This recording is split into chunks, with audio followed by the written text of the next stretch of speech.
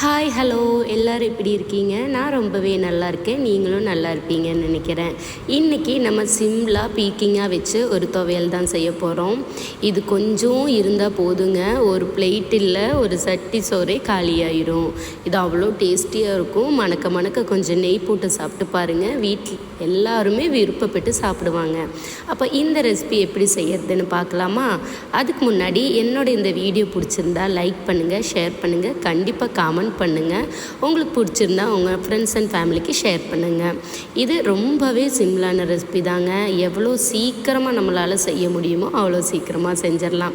இதுக்கு தேவையாக நமக்கு கொஞ்சம் ஒரு பெரிய வெங்காயம், ஒரு தக்காளி, 4-5 காஷ்மீரி மிளகா, இல்லைன்னா சாதா மிளகாவாக இருந்தாலும் சரிங்க, அது போதும். ஒரு பேனில் வெளிச்செண்ணெய் ஊற்றி நல்லா எண்ணெய் சூடாகி வரும்போது இந்த மிளகாய் போட்டுக்குங்க. மிளகாய் ரொம்ப கறியும் கூடாதுங்க. நம்ம மிளகாய் எப்போவுமே எண்ணெயில் போடும்போது அது உப்பி வரும் இல்லையா, நல்லா அந்த ஃப்ரை ஆகி அது நமக்கு தெரியும் பாருங்கள். மிளகாவை பார்த்தாலே அது கொஞ்சம் அப்படியே பொல்லன மாதிரி ஆகுங்க. அந்த மாதிரி ஸ்டேஜில் மிளகாவை மாற்றிடுங்க. மிளகாய் கரிஞ்சு போயிட வேண்டாம், கவனமாக மாற்றி எடுத்துருங்க, சரிங்களா?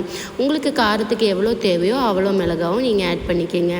நான் இந்த வீடியோவில் ஒரு மிஸ்டேக் பண்ணியிருக்கேன். இந்த மிளகாவை நான் மற்ற எல்லாத்த கூட சேர்த்து வச்சுட்டேன். நீங்கள் மிளகாவை தனியாகவே வச்சுருங்க. அதுக்கப்புறமா அதே எண்ணெயில் ஒரு மீடியம் சைஸு பெரிய வெங்காயமும் ஒரு மீடியம் சைஸ் தக்காளியும் கட் பண்ணி குட்டி குட்டியாக கட் பண்ணி ஆட் பண்ணியிருக்கேன்.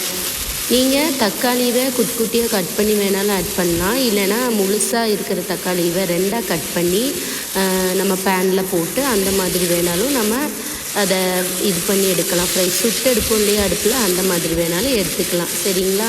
அது நல்லா வதங்கி வர்றதுக்கு வேணால் கொஞ்சம் உப்பு ஆட் பண்ணிக்கோங்க. உப்பு இப்போ ஆட் பண்ணும்போது கவனிச்சுக்குங்க, கடைசியாகவும் நம்ம உப்பு சேர்த்துருவோம், அதனால் கவனமாக சேர்த்துங்க. இது கொஞ்சம் கோல்டன் ப்ரௌன் கலர் வரும்போது இதையும் மாற்றி ஒரு பவுலில் வச்சுருங்க. மறுபடியும் சொல்கிறேன், நீங்கள் வரமிளகாவை தனியாகவே வச்சுருங்க. நான் ஒன்றா சேர்த்து போட்டுட்டேங்க, நீங்கள் அப்படி போட வேண்டாம். அதுக்கப்புறமா நம்ம மெயினான ஹீரோ வந்தாச்சுங்க, பீக்கிங்காக தான். பீக்கிங்காவை தோலெல்லாம் கட் பண்ணி நல்லா குட்டி குட்டியாக நறுக்கி அதையும் அதே தேங்காய் எண்ணெயில் போட்டு நல்லா வதக்கிங்க. பாருங்கள், நான் ஒரு பவுல் நிறைய பீக்கிங்காக போட்டேன். அது வதங்கி வரும்போது வெறும் கொஞ்சமாக ஆயிடும். அந்த மாதிரி ஸ்டேஜ் ஆகும்போது அதை நம்ம மாற்றிடலாம். நான் காரத்துக்காக கொஞ்சம் 2 பச்சை மிளகாய் கூட சேர்த்துருக்கேன். நீங்கள் தேவைன்னா சேர்த்துக்குங்க, இல்லை நீங்கள் பச்சை மிளகாவுக்கு பதிலாக கொஞ்சம் மிளகாத்தூள் வேணாலும் இதில் இந்த பீக்கிங்காய் மேலேயே மிளகாத்தூள், மஞ்சத்தூள், மல்லித்தூள் வேணும்னா ஆட் பண்ணிடலாம். நான் ஆட் பண்ணலங்க, நான் இப்படித்தான். இது ஒரு டேஸ்ட்டு, அது ஒரு டேஸ்ட்டு, சரிங்களா? அதையும் சேர்த்ததுக்கப்புறம் அவ்வளோதாங்க, வேலை முடிஞ்சுது. அடுப்பு ஆஃப் பண்ணிடுங்க. உங்கள் குக்கிங் சீக்கிரமாக முடிஞ்சிடும். இது எல்லாமே கையாலேயே நல்லா பிசைஞ்சு எடுத்துருங்க. நான் வரமிளகா கூட இதெல்லாம் போட்டதுனால எனக்கு வரமிளகா பிசைறதுக்கு கொஞ்சம் கஷ்டமாக இருந்தது. நீங்கள் வரமிளகாவை அந்த ஹீட்டோடு எடுத்து வச்சு தனியாக பிசையும் போது அது சீக்கிரமாக பொடிஞ்சு வந்துடும். அவ்வளோதாங்க. இது சுட சுட நம்ம பீக்கிங்காக துவையல்னு சொல்லுவாங்களான்னு தெரியல, இது நான் ஒரு வீடியோவில் பார்த்தேங்க, செஞ்சு பார்த்தேன், செம்மையாக இருந்தது தான்.